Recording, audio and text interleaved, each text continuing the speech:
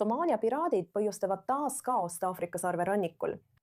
Egiptus teatab, et jälgib tähelepanelikult ühtuma tankerilaeva, mis kaaperdati ja viidi Jeemeni vetest Somaalia poole koos Egiptuse meremeestega pardal. Ja lisaks piraatluse loole tõstatab see ka suurema piirkondliku küsimuse. Kui Mogadishu ei suuda tagada mereturvalisust, kas rohkem riike hakkab vaatama Somaalimaa poole kui usaldusväärsema partneri poole Punase mere koridoris? Meiega liitub, et arutada teemat põhjalikumalt Salma Sheikh, ajakirja Somaliland Review peatoimetaja, kes liitub meiega Somaalia maalt. Nüüd Salma, Somaalia pole kunagi siseturvalisust kontrollinud, aga millised võimed on Somaalimaal, mis teda eristavad, eriti kui rääkida piraatluse vastasest võitlusest? Tere! Aitäh, et mind oma saatesse kutsusite. Et anda teile veidi tausta sellest, mis on alates 2010. aastast Somaalia vetes toimunud. Üle 110 laeva on edukalt kaaperdatud. 100 teisi laevu on Somaalia vetes rünnatud või üritatud kaaperdada ja tundub, et küll rahvusvaheline kogukond on juba koostanud erinevaid aruandeid, mis kinnitavad, et Somaalia veed on muutunud rahvusvahelistele laevandusettevõtetele ohtlikumaks. Miljardeid dollareid on kulutatud vete turvamiseks ning lunaraha maksmiseks Somaalia piraatidele, et nad vabastaksid pantvangid. Ja ma tahan lihtsalt öelda, et kõigi nende asjade juures ei olnud Somaalimaal piraatlust.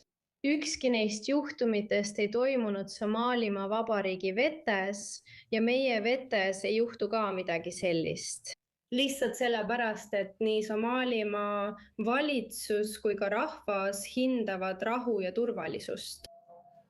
Me tagame, et meie veed on turvalised ja ohutud nii meie laevadele, mis saabuvad Berbera sadamasse, kui ka laevadele, mis kasutavad seda mereteed.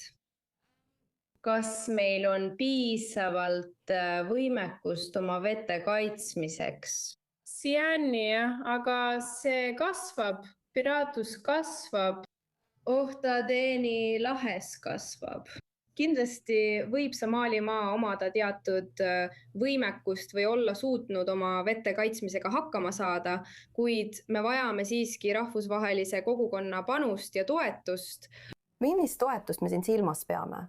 2 riiki, kes on Somaalimaad ametlikult tunnustanud, on Iisrael ja Taiwan. Ja neil on samuti suured relvatööstused. Kas Somaalimaa loodab nende abile piirkondliku julgeoleku taastamisel mingil moel? Somaalimaa on üsna noor riik. Me oleme vaid 34 aastat vana riik, mis tähendab, et nende 34 aasta jooksul suutsime luua rahandusasutused. Me suutsime luua oma erinevad harud ja meie julgeolek, meie merevägi on üks parimaid. Ilmselgelt see, mis piirkonnas toimub, sest just nemad tagasid, et Somaalimaa veed on kaitstud ja ohutud, et rahvusvahelise kaubanduse laevad saaksid sealt läbi sõita. Seega vajame tõesti rohkem väljaõpet.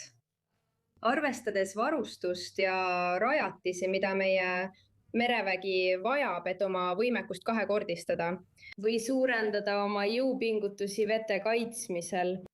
Kas te arvate, et rohkem riike võiks pöörduda Somaalimaa poole kui usaldusväärse julgeolekupartneri poole Aafrika sarvel? Või puuduvad Somaalimaal endiselt mõned neist võimekustest ning nad vajavad just mainitud väljaõpet, et nendele ohtudele vastu astuda, enne kui teised riigid saavad ende poole toetuse saamiseks pöörduda?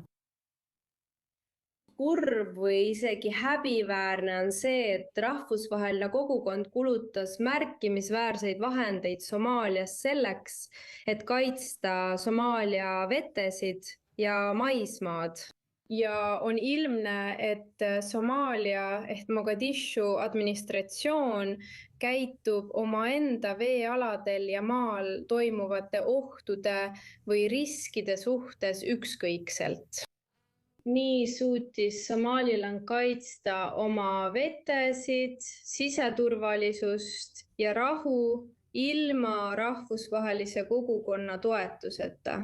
Seega, kui me ütleme, et oleme huvitatud või soovime teha koostööd maailmaga, eriti nende riikidega, kes hindavad samu väärtusi nagu meie, regiooni rahu ja turvalisust, oleme valmis nendega igakülgselt ja kõigis valdkondades koostööd tegema ja igal võimalikul moel, et tagada nende rahu ja turvalisus selles piirkonnas. Ja kindlasti väga väärtuslikud väärtused sellele piirkonnale.